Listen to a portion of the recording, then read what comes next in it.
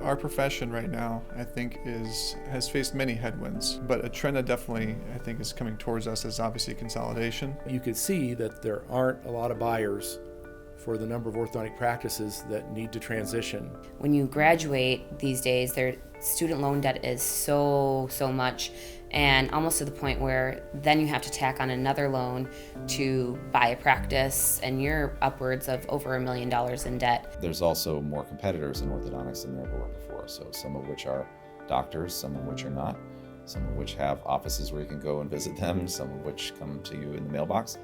And so I think all of orthodontics is sort of wondering what the future brings. So the vision behind Orthodontic Partners is really in response to the many changes that are impacting the profession. And so Jamie Reynolds, Jeff Kozlowski had this vision, which is we ought to come together with an organization that can respond to those changes in a way that's by orthodontists and for orthodontists. And so the center point there is really allowing the orthodontist to retain his or her autonomy around clinical practice. But beyond that, it's really about allowing the orthodontist to provide direction for where he or she wants to go in her career with the support that a larger group practice might be able to provide. You can be in a group practice in like a local setting, but to be in one that's basically nationwide and has some of the most progressive practices around. By joining Orthodontic Partners, it doesn't change how I do things in my office. It doesn't change, how I'm treating patients. If anything, some of the back office stuff is being taken care of now, so I can, get out there and interact more, have more time in the clinic, so I'm not running around, putting out fires. The line at the door has gone away because now they have someone that is accountable. It's not me, and that lets me be a better orthodontist. Well, I chose to join Orthodontic Partners, really because of the people that were, putting it together. Had good business sense, had ethics, were good orthodontists. One of the reasons I chose Orthodontic Partners is that this model is different. It allows me to keep my brand, Frost Orthodontics. I spent a career developing a brand and developing something I'm very proud of. And I didn't feel like I wanted to just give that away. Not only do we get to keep our brand, but we get to keep our best practices. Being involved with Jamie Reynolds, Jeff Kozlowski, Stu Frost, Ozma Sheary, David Sarver. David Sarver is probably one of the most world-renowned orthodontists there are, and we just talk on the phone. As I'm seeing the people joining us, it's like a team of all-stars. They were telling me yesterday, there's a guy who's joined us. Chip told him to call me, and he said, I can't call him, And I said, well, give me his phone number, I'll call him.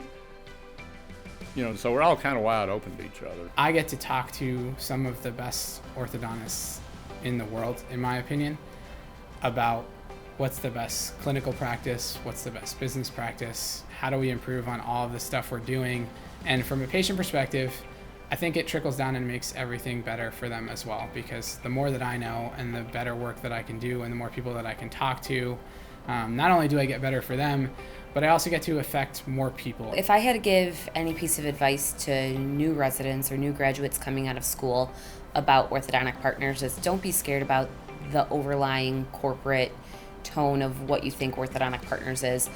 The name Orthodontic Partners is a group of people that partner together to provide the best services possible for their patients, and that's really what I've experienced since I've started working with them. And it's really a group of people who put the patients first, who want to not only succeed clinically, but also grow and keep learning from each other. Who do orthodontists really work for? The patients, right? So they pay you to work for them. So I just view it as, I never really thought about it, quite frankly, working for someone else. And it's more of a collaborative type of situation to me than it is giving up freedom, giving up decision making. Some of that stuff I want to give up, right? That's like a challenge for them. We call ourselves Orthodontic Partners for a reason.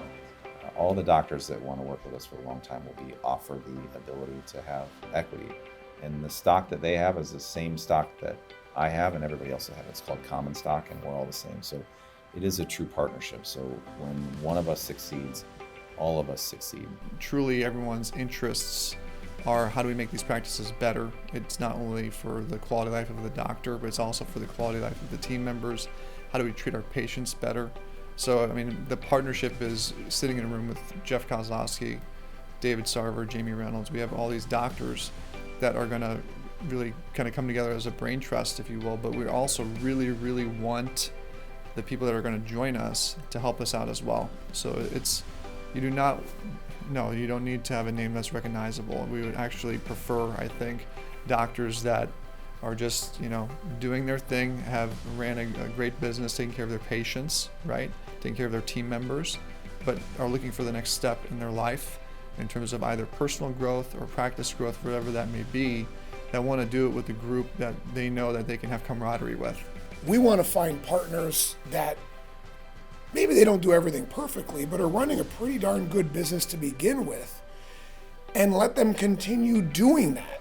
Now, that being said, we as a corporation want to be there for practices that need some help. Maybe they want to be better with their facial aesthetics. Well, I know who to call on that, Dr. Sarver, right?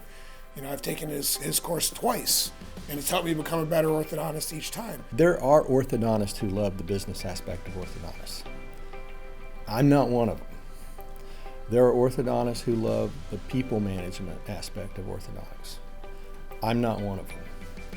The thing that I love about orthodontics is treating patients, giving them something that they're comfortable with, and a confident smile, confident result to make them look better and feel better about themselves. That's where the reward is in orthodontics. So if you're going to consolidate, if you're going to have a DSO, why not have a DSO that focuses on orthodontists, number one, run by orthodontists, number two, and number three, focuses on patient care and quality outcomes.